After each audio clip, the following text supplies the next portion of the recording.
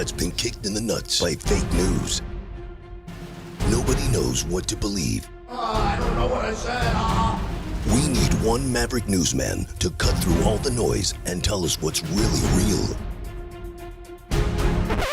I'm not that guy. Hello, and welcome to Really Real with Richie Redding.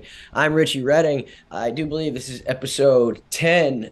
We just passed the 6 million download mark, so thank you so much, listeners, for that. Next stop is 1 billion. Let's get it, Bobby. How we doing? I'm good, buddy. How about you? Good. You sound like absolute dog shit coming through there, but Still let's trying not to set split up because that. we're shooting from the hip. Yeah, we're running and gunning this time. I plan to tell you, listeners, one story that will basically last for this entire podcast. That we're doing this at a different time because I have to go and look at an apartment for a second time, because it has been chaos around here. I realized afterwards that I damn near doxed myself last episode, but it was pretty easy to figure out the location if you go on the old Reddit and try to figure out where a shit ton of water just fell on somebody. But yeah, we're checking out a place with a 1,000 square foot patio in the back, Bobby boy. That'll be awesome. Yeah, I could have a grill for the first time in my adult life at 44 years old. So, and none of that Foreman grill shit, you know. You ever try to make salmon on a Foreman grill? No, never salmon. Dude, it's the most, like, everything else comes out pretty good. Salmon on a Foreman grill, somehow there's some kind of witchcraft that, well, you know how it's famous for just like getting the fat out. It just bubbles all the fat up to the surface. So you just wind up with like this super fishy salmon jizz on top of your meat. It's fucking gnarly, dude.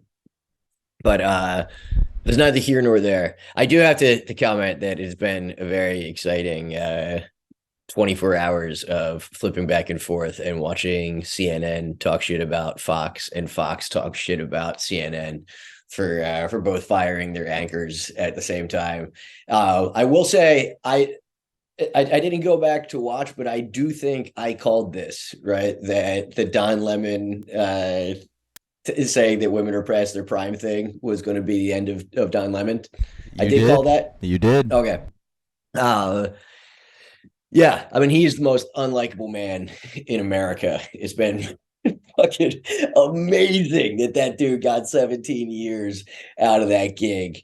That and did we talk about the thing that got revealed? It got revealed like 2 weeks ago that like 15 years ago, some chick beat him out for a job and he got a burner phone and he was sending her harassing messages from the burner phone. And an internal investigation at CNN revealed that it was like paid for with his credit card. So he's like the first shitbag to actually get caught with a burner phone because he didn't pay cash for it. That's how you make it a burner. Yeah, but somebody that's famous and like that's smart enough to get famous is dumb enough to not know how a burner works. But yeah, dude, that fucking guy, good riddance. I think we're never going to see, unless he does some kind of amazing like cognitive dissonance turn where he just becomes like Mr. Democracy or some shit, you know, like I think the only path forward would be some kind of like ultra resistance, like opposite of ultra MAGA, if he just goes all in for like Kamala or something, you know? Yeah, or he could pivot conservative and be like, they got rid of me because of what I said. That seems to be a going move. Yeah, that's not bad, but yeah, and he did say the N-word on the air, which they would like. And then he made it the sign behind him. Yeah, I don't hate it. Yeah, but I have that sign. I'm a fucking original. But but the Tucker thing is going to be wild because I mean, they still don't know what his contract is in terms of like his IP and shit, like if he has all the rights to his name. But if he goes independent, he could be the most destructive force, for whoever he's against one way or the other. But I think it's the end of big name cable, like big name cable news anchors. Like the only one left because Maddow is out and doing her own thing, right? Yep. Like the only huge name left is Anderson Cooper. Like Blitzer is like past his prime probably in terms of like people following him and trusting him. But Is dude, Hannity still around? yeah, he's still around, but he doesn't pull anywhere near the numbers. But like, yeah, and somebody at the cellar yesterday was like, yeah, he could Tucker could run for president. Like, why would you run for president? Right? Like all the time, I say it. Like, I will like 5 minute bit about it. Like, who would want that fucking job? Especially if instead you can make $30 million and every campaign has to run through you or by you. Like to just play the role of kingmaker instead of king any day, dude. But yeah, it's gonna be interesting because did I tell you this that he was in my fraternity in where the fuck did he go if I wasn't on the spot, right? Trinity. He went to Trinity. And and all the guys that I knew that knew him were like, yeah, he used to be a cool dude. But it's the same thing as like as the Ann Coulter effect, probably. Like that dude's probably I mean the most obnoxious person to watch for me personally, but the way that he knows how to stoke anger and how to get people fucking fired up, it's dead on the same ability that Ann Coulter has. And I have hung out with Ann Coulter, and she's a good time Sally, let me tell you. And everybody's like so fucking upset about her being racist. Like she was banging Jimmy Walker for fucking 15 years or some shit. Like she literally was getting dynamited, like in and out. Bobby, I feel like you're not into this episode, buddy. What's happening? Are you fucking multitasking on me? What are you doing? Trying to set up the podcast. I got to produce at the same time. You said my audio was garbage. I literally haven't changed it since last episode, so I'm trying to figure out what's going on there. All this stuff on the fly. Maybe you just weren't eating the mic properly or something. Okay, but that sounded better. I'm keeping it rolling. We're good. And Coulter, right. good time. She was playing. I need constant. I need constant fucking feedback from you, sir. It's the whole reason we're doing this. It's you being there is the difference between me just talking to my goddamn self. That's oh, I need your sweet, sweet laughs, my man. And by the way, gonna be this Friday. We're gonna be in Gloucester City with Bob Levy. It's gonna be a fun one. Bob is one of my like two probably biggest OGs in terms of dudes that took me on the road and brought me around. So it's gonna be fun to bring him in for a shit kicker at a place that in a crowd that I have cultivated, and it is very much the fine wine of comedy audiences of Gloucester City, aka the city that never wipes. One of my favorite times ever in Gloucester City was it was one weird thing that happened at like every show for like 5 years had some kind of incident that somebody had to get tossed at and that's the sign of a good room. Oh yeah. And there was some dude with a snake at the bar like before the show started. And he was kind of like going around and like snake guy is always he's really just trying to get chicks, right? Like for fucking just guitar guy without the musical ability. Yeah, he wants chicks to touch his snake. And he goes around the bar. He's striking out left and right, and then he finally starts like sitting next to people at the show, and everybody looks over and sees a snake and just like shit. And so it's like 3 or 4 tables in a row, and I finally got to say the words, "I am sick and tired of these motherfucking snakes at this motherfucking show." And literally, and it's got like 40 people to boo Snake Guy out of a bar. and like, he's literally like just fucking like takes his snake like this, like, well, we know where we're not wanted. What an absolute ass bag Snake Guy is. But all right, so enough of that. I wanted to, because you said that you wanted to hear how it ended, and I also got some DMs of people asking the rest of the story. Since we got through Angel, and how I told you guys that I told you guys that they passed a law that declared that you have to be an asshole if you're going to be a landlord in Jersey City.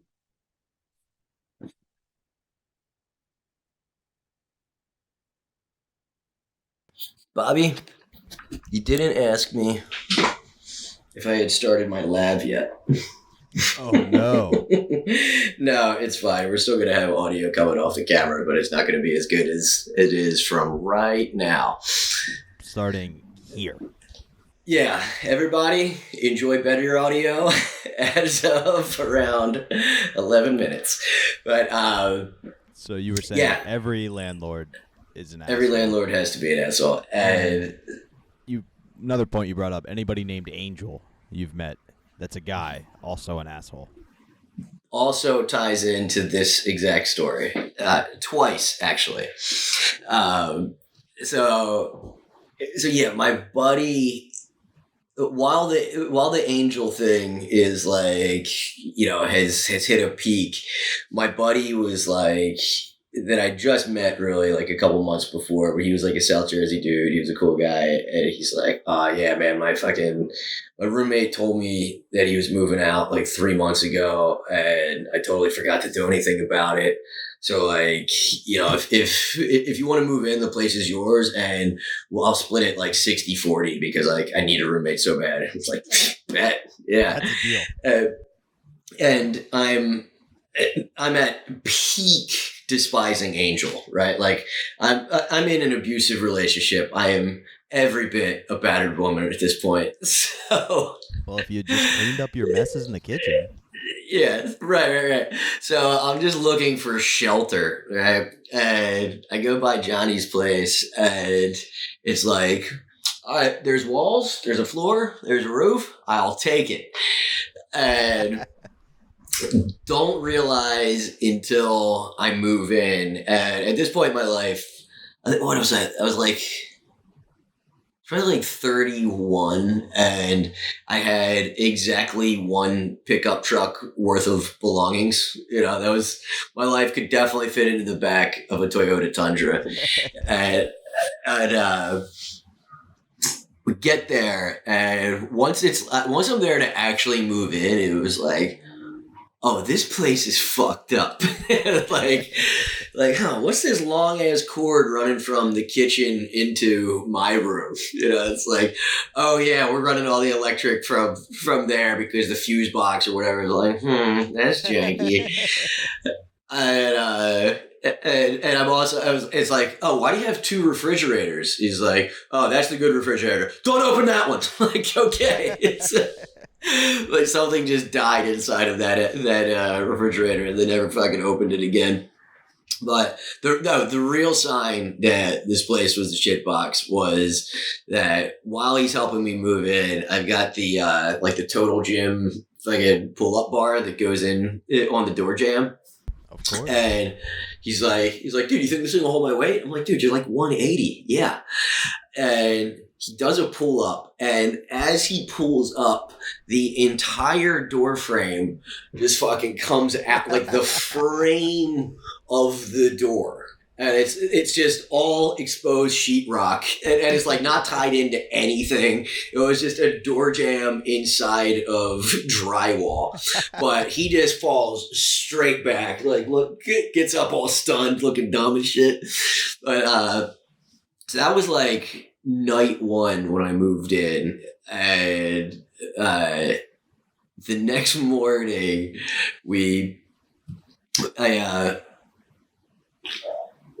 I wake up. This is August. I wake up and I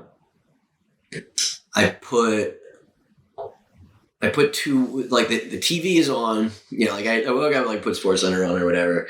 I put waffles in my toaster, and as I push down, the power goes, and the place just goes black. I'm like, fuck. And like, I hit up the roommate, and he's like, oh, yeah, man, you're going to have to call. I cannot, it might have been Mario. I can't remember the guy's name, but his voice, I will never forget. So I call this guy, and he's like, you know, I was like, hey, man, the power just went out. And, like, you know, whatever the apartment number is. He's like, oh, man, come on, man. Come on. Oh, what you do, man? I was like, dude, I just put waffles in and the whole thing went down. Oh, man, come on, Richie. What else you trying to run in there? I was like, what are you talking about? Like, this isn't a user error. He's like, what you got on, man? I was like, I had the TV on and air condition and, you know, the lights, and if I can hit the toaster. Oh, you telling me you turned on the toaster and the air condition at the same time? Come on, man. I'm trying to burn the place down, man. Come on. I'm like, bro, this is not my fault. He's like, all right, man. Look, I'm going to have to come over and like try to figure out like the fuse box or something, man. I'm like, dude, I already checked the fuse boxes. It's not that. Like, you need some work done. He's like, well, I can't do electric work, man. I'm like, okay. Get an electrician. Oh, come on, Richie. We're going to have to pay. We're going to have to raise your rent or something, man. Come on. You're killing me, man. So, like, and he got there at like 6 p.m. And this is like fucking, 10 at the latest in the morning. So I just have to like be outside. And also the power went out in the other units. And they like these super white trash neighbors that they were all just like accepting of it. These people, they're all on disability, and their full-time job was smoking Newports and drinking 40s on the stoop of this building. It was while in pajama pants. It's the most Jersey City height shit in the world, and showing off their bad tattoos. My favorite people in that neighborhood was that there was two brothers that appeared to be like, framing, jeez.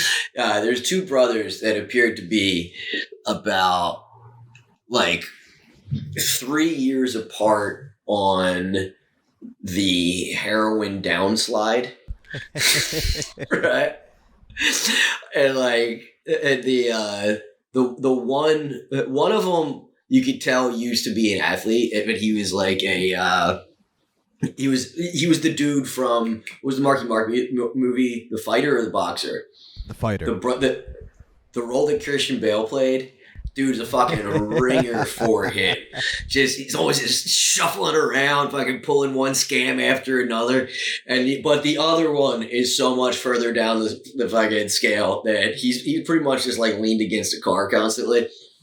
But my first move, and this is from years of living in the hood, is that I know that the move is whenever you move into a bad neighborhood, immediately befriend the alpha thug.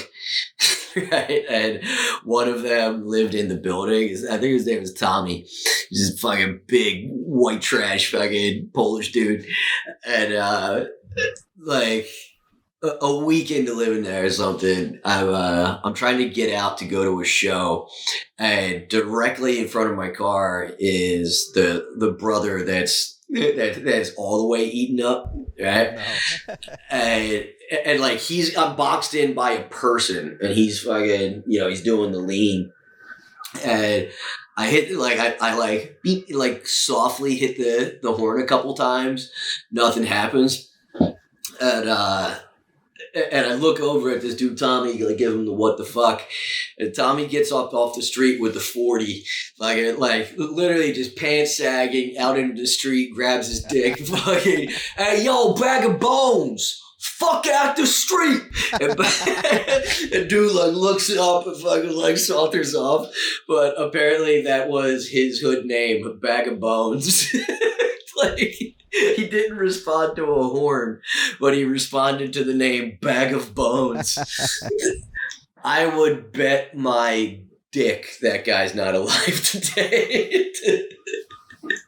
I feel safe putting his name out on the internet, and I don't think this one's going to come back to bite me.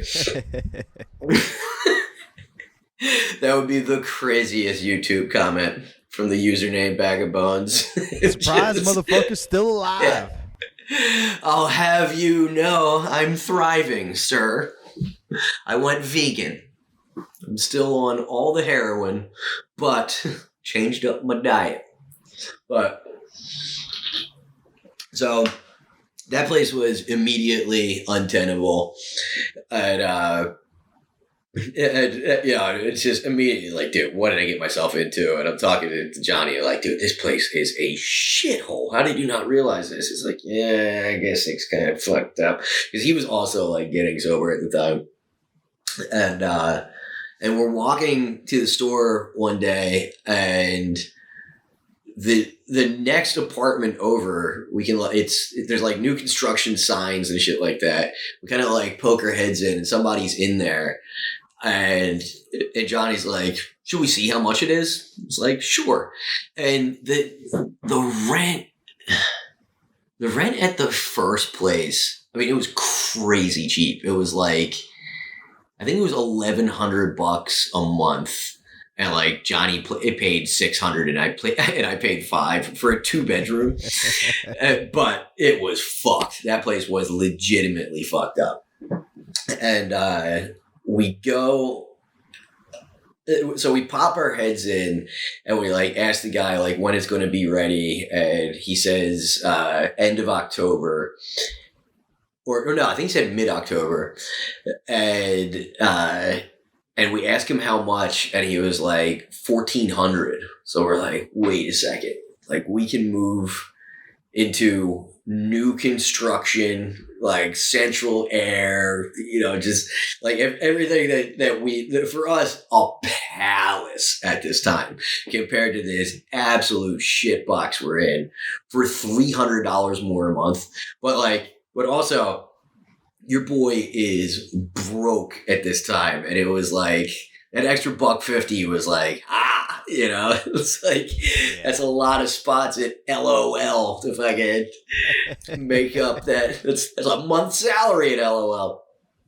But we find out, and this thus begins the story that landlord will forever be known as bitch ass Ron. And old bitch ass Ron tells us, so it's going to be ready mid-October. He's got this guy in there working with him, Jesus, who's like comically short Mexican guy. And like we keep checking in on the place like every couple weeks, and like there's no real progress in like what's happening there. And October comes and goes, still don't have the CO. And then it's November, still don't have the CO. And also like we're getting hit because we had like given notice. So we're like kind of in the penalty box. We're paying more for this shit box than the place directly next door. It was 113 Hutton Street. And then you can Google Maps, pull up just visually what a phenomenal, I'll put it in the chat for you.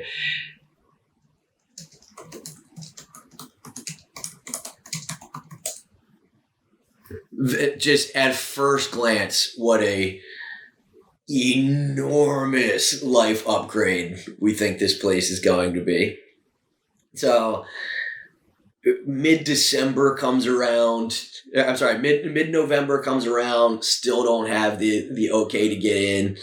And then finally, it's like the last day of November, and it's unseasonably warm. So I've got my window open, right? And I hear bitch ass Ron with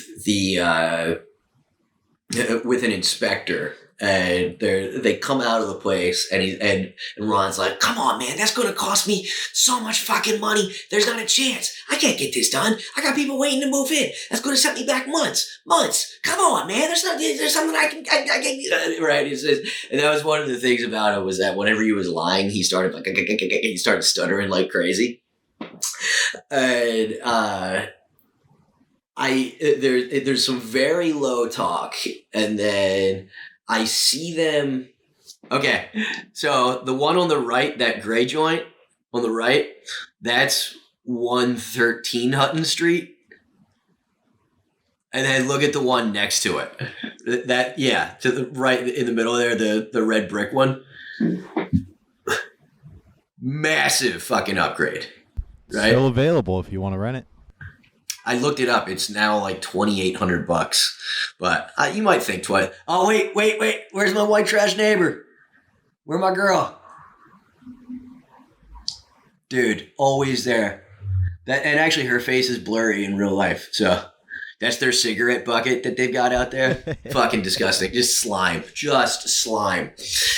But, so after the low talk, I see the two of them jump into Ron's Jag and take a drive. Him and the city inspector, and they get out. And like 15 minutes later, they come back around. He drops this guy off. The guy gets in his truck, and he's sitting out front, bitch ass Ron, and calls me. And I I pick up. He's like, "Richie, I got great news for you." I was like, "What's up?" He's like, "We got the CO. You can move in tomorrow." I was like, "Okay, what just changed? Like, what huge upgrade did you just make?" So we move in, and we go and see the place one last time, and there's the paint, like Jesus was in the middle of painting the last time that we saw it, and basically it's primer up to here, like up to what a little arm of a 4'10" man could reach without a stool. That's what, there's just a clear cutoff all the way around. And I'm like, "Yo, dude, what's up with the paint?" He's like, "Look, we've done all the work we can. Okay, this is it. This is what you get." I was like, "Oh, fuck." Like, all right, dude. Yeah, whatever. But I'm like, "Yo, where's the fridge?" And he's like, nah, there's no fridge. And like, "Dude, you have to have not in Jersey City. We don't know you that. Look at your contract. It doesn't say anything about a fridge." Like, "Really, motherfucker?" And he's like, "Yep, it's as is." So it's immediately like sour taste and total distrust. And also, remember, the boy is broke. And I look into like just buying a normal fridge, and them shit start at like $1,000, and then it's 2 months rent. Yeah, and to rent one is like, those rental places are all ripoffs. It's like $150 a month or something. Yeah, so we wind up with literally my college frat fridge that's this big for 2 adult males to fucking, but it's in the perfect like carve out in the cabinets for a real fridge, which really just twists the knife. Like, even like the hookup is like above the fucking the top of the little shitty fridge. And dude, when when we finally, I mean, this is skipping way ahead of the story, but we finally got, because it was like, it was probably a year of living with that little frat fridge, which wouldn't have been as bad if he got his own, but we're sharing this thing. And like, I cook, but dude, when we finally got a big one, and I got to go to ShopRite and actually be able, because dude, I had to go every day and a half to get groceries. But like, when I could get like a week's worth of groceries and fucking like, shit for the freezer, I was just balling, dude, just throwing shit in there. And my buddy was with me. And he said that I look like a Russian right after the fall of communism. Like, you mean I get two potato? just think I'm balling out. But so the place, back to the chronology of it. So the place is it's okay, but like you could literally hear somebody fart next door, and it's only 6 units. Like, I heard a person fart through the walls. There's no insulation whatsoever, and it had been unseasonably warm, and then it got cold. We turned the heat on, and just nothing comes out. Okay, no. And yeah. And we couldn't get the bedrooms above like 60 degrees or some shit. And we call bitch ass Ron, and he comes over, and he's got like some little like pointy thermometer gun, and he's like hitting the vent. He's like, nope, that says 70. It's like, yeah, that's the actual vent itself. Like, hit that wall. And he's like he keeps hitting the floor with it and shit, like hoping that the thermals coming up from downstairs they're gonna heat it up. And I was like, dude, hit the wall. And it says it's like 55 degrees, the wall. And he's like, guys, come on. It's not that. That's just because, look, every wall is cold. The cold it's outside. It's cold outside. The wall's basically outside. It's going to be cold. I mean, look, just put on some sweats. Like, yeah, dude, that's not cutting it. Like, you have to fix this shit. And he keeps trying to get out of it. And I was like, Ron, and I had already told him my dad's a builder, and I asked my dad about it, and he's like, there's no insulation and there's no flashing, most likely, and like, there's nothing that's like reflecting the heat back in. I was like, how about this, Ron? I'm gonna take a hammer, and I'm going to claw open that wall. And I'm willing to bet you there's no heating, or there's no insulation, there's no fiberglass in there, and there's no flashing. And he's like, what?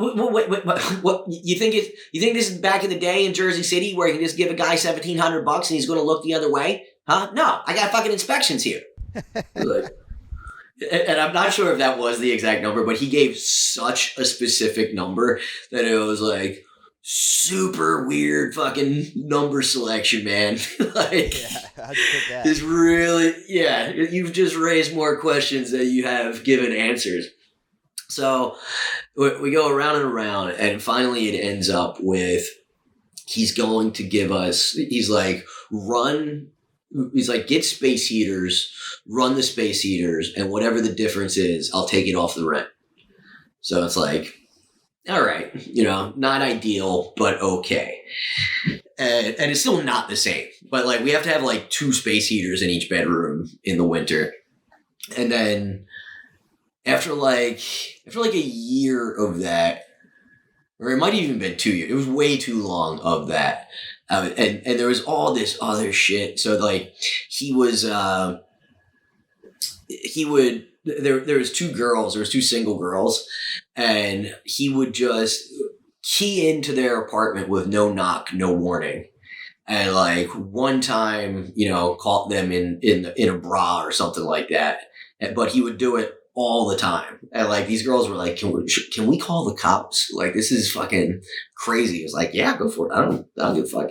But there was one time where they tried, the neighbors downstairs were the absolute worst. But they it was a Puerto Rican family. Okay, so there's a Puppy Mill dog store down the street, and this woman owned the dog store. So there would be 15, 20 puppies downstairs yapping away all the time. And there's like one time ever that I knocked and I was like, dude, the puppies are just barking nonstop. She's like, we don't have puppies. And like, I hear there's 30 puppies going fucking crazy behind us. And I'm like, what's that sound? Like, I don't hear sound. It's like, all right, you're an absolute fucking piece of shit. So, but they complained about the heat so much that bitch ass Ron sends Angel to fix it.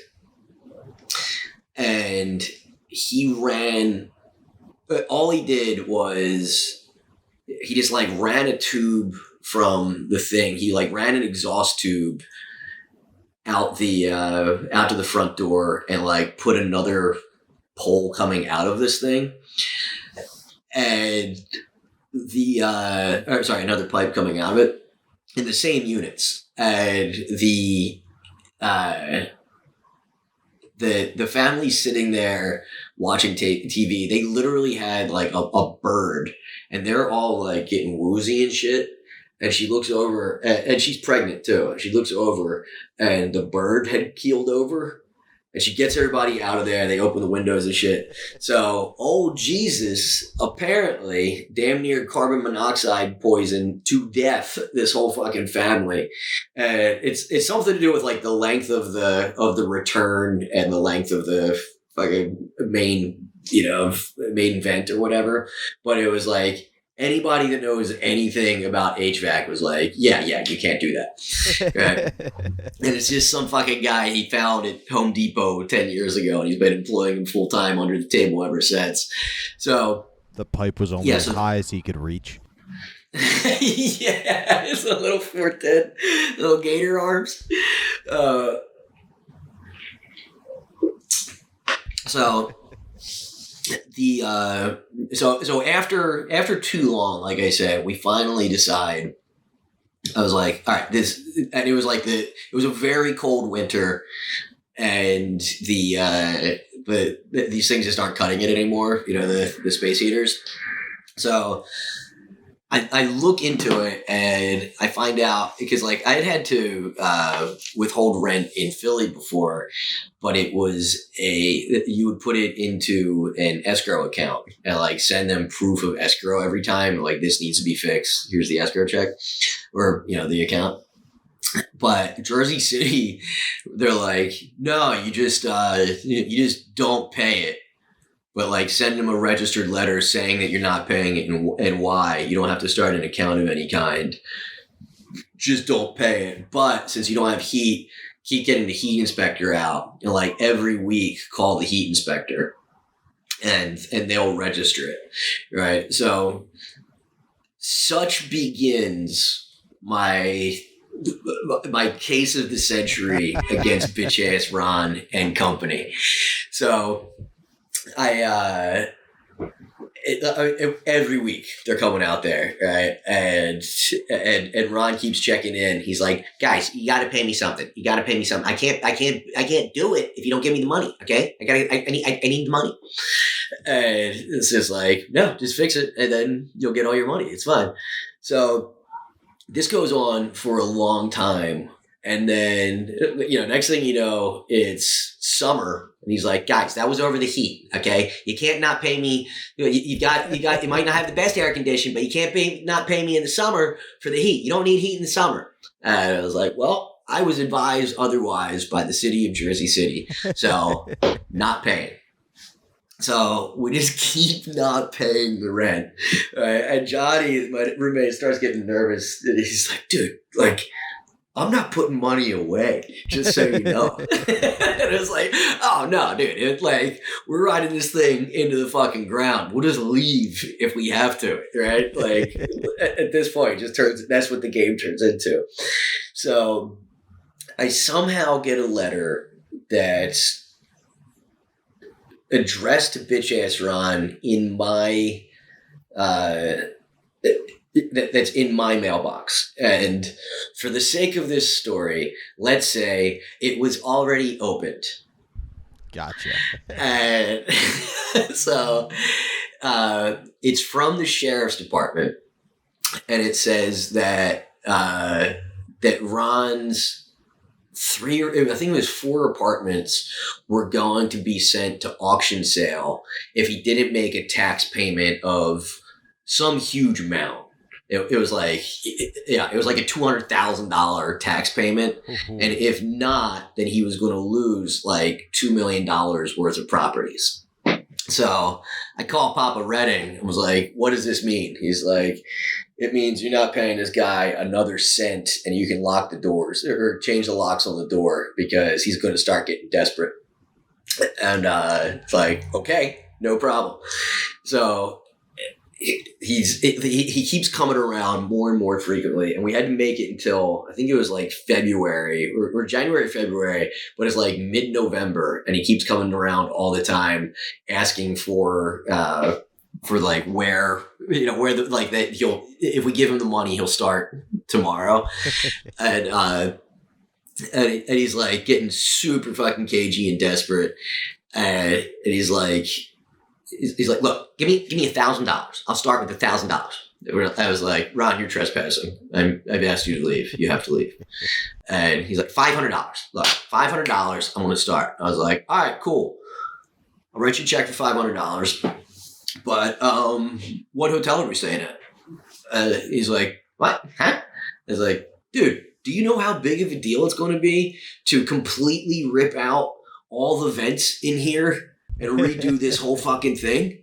Like, you got a major problem on your hands, dude. Like, this is going to be an apocalypse in this building. You got to put us up somewhere for, I don't know, 2-3 weeks. So, book us some rooms, and I'll get you that check. Come on, Richie. So it's like, okay, bye-bye. And he leaves. So this thing winds up going to sheriff's sale, and I'm jockeying this thing the whole time. Like, I'm making sure that it hasn't been paid off yet.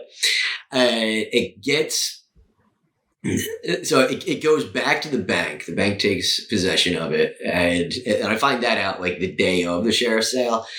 And like a week later, we get a notice from South Amboy Bank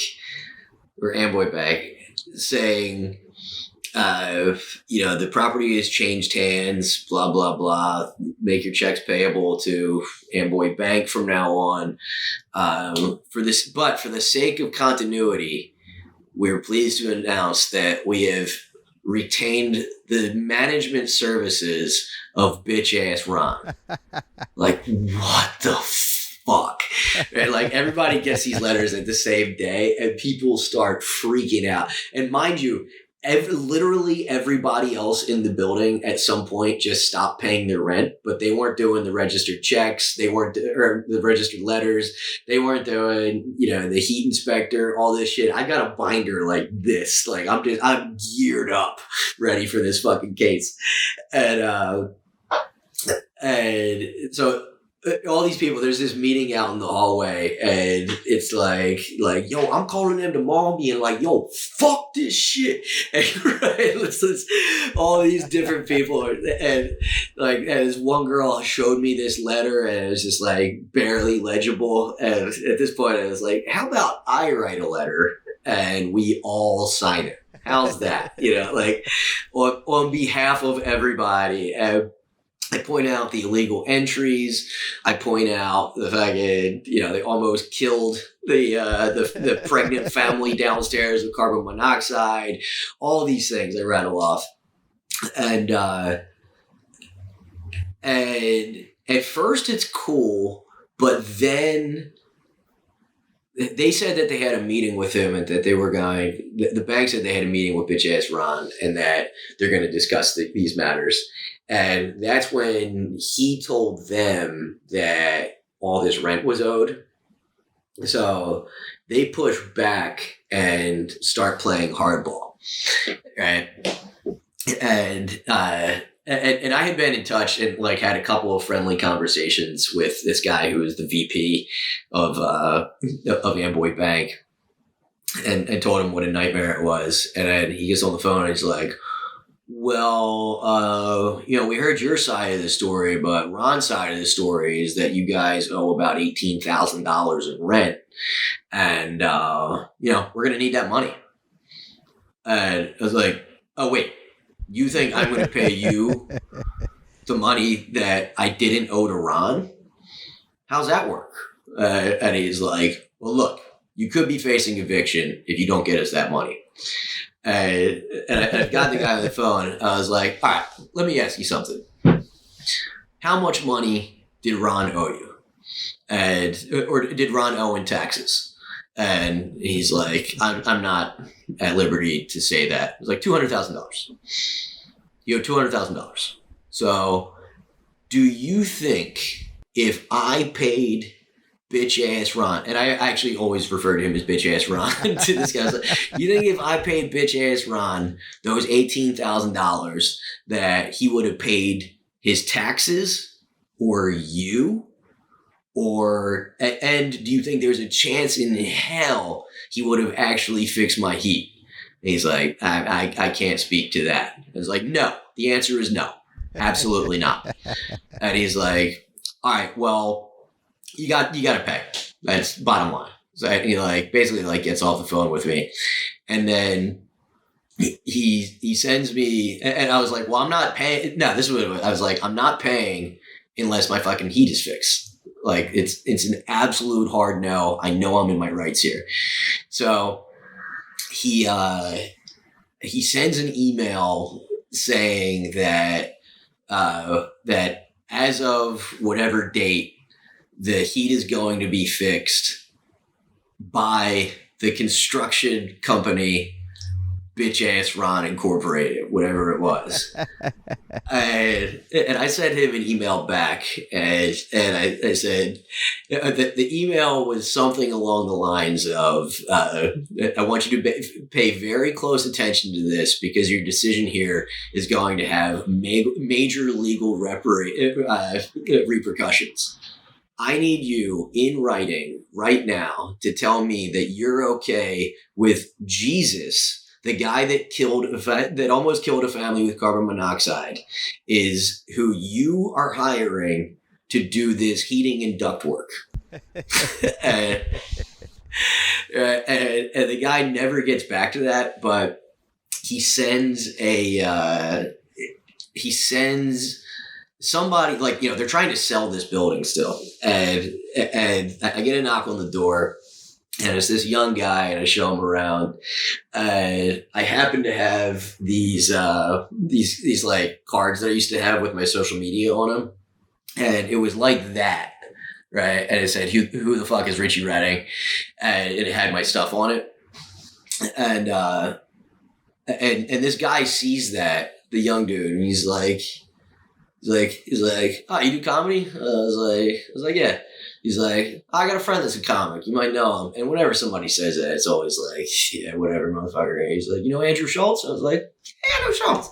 He's like, yeah, that's my boy. We grew up together. And he hits Schultz. He's like, hey, I'm in this guy's place. And Schultz hits him back. He's like, yeah, he's good people. So the whole vibe just changes with that guy, right? And, the last conversation that I had with this banker, Peter was his name, was like me basically threatening him and him, we're playing chicken at this point. And this guy gives me a call back, and he goes, so I hear you're a comedian. And I'm like, fuck, I think it's about to be well, tell me a joke, funny guy, And he's like, that's really cool. I always thought that was the most brave thing somebody could do. The guy's whole demeanor just changes.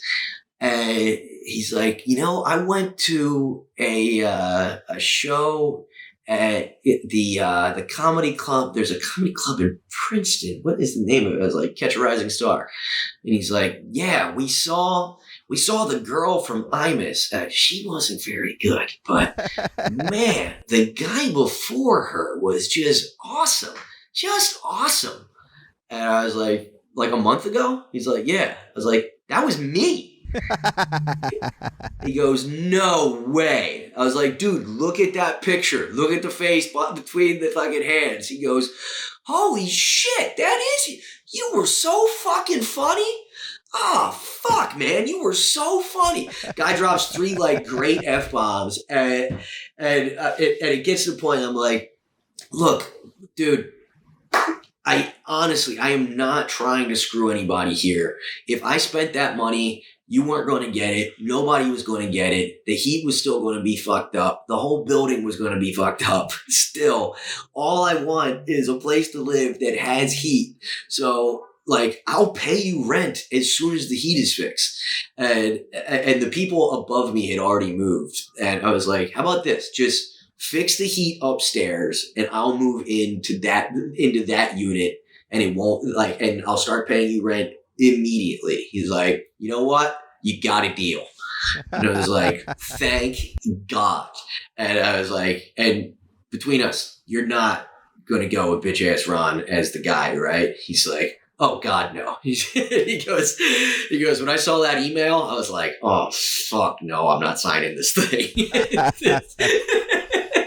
So, I will leave the story with, well, actually, no, because just as a way to tie this off. So we move upstairs, right? So my 2 moves in the last couple of years in my life here have been going from 113 Hutton Street, 3rd floor, to 111 Hutton Street, 2nd floor, 2R, to 111 Hutton Street, 3R, directly above where I used to be.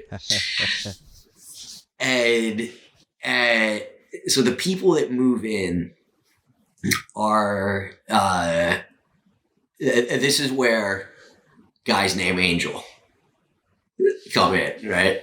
So, well, the other nightmare named Angel was already out of there. There was some guy that was some Dominican dude that they would have, we would see they would put all their furniture out in the hallway and just have like fucking reggaeton parties or bachata parties until 6 a.m. just shaking the place. Just a nightmare.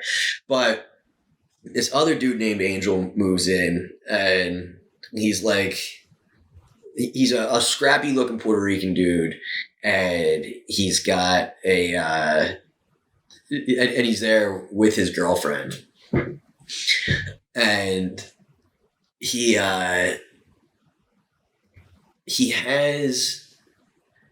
how did this fucking happen? So he's got a pit bull and really fun thing is that he never walked it on a leash ever. And yeah, and it lunged at and attacked somebody in the building's dog and then somebody from like a couple doors down's dog also shitting in the street, the whole 9. And at this point I'm like friendly enough with the Amboy Bank guy that I was like, hey, just so you know, this guy's is a liability. And they send somebody to inspect and it's like an unlicensed dog or whatever. And this dude rolls up on me one day. He's like, hey man, you hear they took my dog? I was like, nah. He's like, yeah. Somebody from the building must have told somebody, huh? I was like, I don't know, man. And he's like, yeah, pretty fucked up, huh? I was like, sorry. But, this was the thing, was that when I told him the first time to put the dog on a leash, we hear, as soon as he's like, yo, she knows if she ever does anything, I will fuck her up. I was like, oh, cool. And no, this is not funny. And we hear a bunch of times, we hear like running around and like, arr, arr. So he's like, this guy's literally like kicking the shit out of this dog. We're like, fuck, man. And that was actually why I told them that I was like, this is a liability and this fucking guy is fucking this dog up. And so the dog is out of the picture now. And like that night, we hear the exact same noise and we're like, yo, he's hitting his girl. Like, oh, fuck me. So, and it winds up that like there's like us and and again, the hallways or the walls are so thin that like everybody hears everything. So it's like the neighbors are coming out like, what the fuck do we do? And so the cops wind up getting called and Angel's out of there, right? He goes out in cuffs, but he's back like the next day. Right. Oh. There's just something about like somehow real ass criminals never actually stay in jail. I mean, probably the girl doesn't fucking press charges or whatever, but I've got a cop buddy, Lou, that I made friends with at the gym. And so general rule in life, if you're officially over 30 when a police precinct is a block away and you're like, sweet, right? So we're literally 1 block away from the Central Avenue police station up in the Heights. And I see Lou, I've been on the road and I see Lou, he's like, yo, that fucking dude in your building is wild. I was like, what happened? He's like, yo, that dude Angel, he's real. It's like, huh? So so there's another incident where it's another domestic violence thing, and he's beating this girl, and I think she calls the cops, right? He runs into the basement and comes out the other side. He's like down in the basement for a while, and they're like looking for him. They're like, the cops are like set up outside the house, and they're like, calling for him to come out. And they go in the basement, and he's not in there. And then somebody comes running out of 109 Hutton, freaking out, like somebody's in there. Right? So Angel goes from our basement, breaks into the house next door. They then take him out in cuffs from there. But since it's like policy that like you can just walk this guy so easily, right? But it's policy that you have to drive him. They put him in the back in cuffs. They open the door 1 block later. The cuffs are off. He clocks a cop and goes fucking trucking down the street. And there's a manhunt in the vicinity. They got like a bird is on the way and shit. They've got police dogs out. They find this guy a few blocks away hanging out in a dumpster, just hiding. No plan whatsoever. And his wrists and his hands are covered in grease. So what he did when he went down into the basement was that he had hidden grease down there so that he could lube up his hands when he got arrested. Do you know how many times you've been arrested before you start hiding grease in the basement, dude? Like you were so proficient at getting placed under arrest that you've got backup lube in the basement. And that was finally enough to actually get him put away for it was like 30 days or something like that. And like the girl moved out, and it was like the guy never came back into our lives again.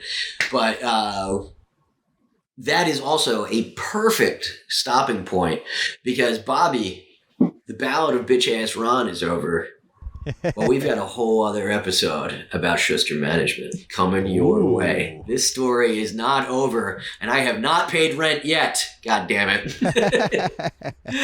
But I hope you guys enjoyed this, and this was a lot of fun telling it. Bobby, thank you. Sorry I fucked up the audio on the first one. But yeah. we'll figure this all out. But this was definitely an easy one production-wise. You didn't have to put up any elements. And I don't know how we're going to get a short clip out of me telling a 50-minute long story. But what's the opposite of an Instagram reel? 50-minute story. That's what it is. For next episode, I'm going to recite Beowulf. Too smart for the room? Okay. All right, Bobby, thank you guys. Thank you so much. We're going to be at Holy City Public House. It's going to be the two of us. My buddy Tate Winston is featuring. We've got the hilarious Reverend Bob Levy. That's on Friday at 8 in the O'Clock. I know I got some Philly dudes to watch this shit. Come hang out. It'll be fun. Bob is apparently not on drugs anymore, but yeah, it'll be good, clean fun. And please keep watching, keep subscribing. Tell somebody about this, all right? Because I'm mentally ill, and I'm just doing this for the sake of doing it. Bobby's the real, like, you're a mystery. Why are you still doing this? Why? You must really like the comedic stylings of Richie Redding, but I hope you guys do too. And yeah, we'll see you next week. That's really real. Bye. In a world that's been kicked in the nuts by fake news, nobody knows what to believe. I don't know what I said. We need one maverick newsman to cut through all the noise and tell us what's really real. I'm not that guy.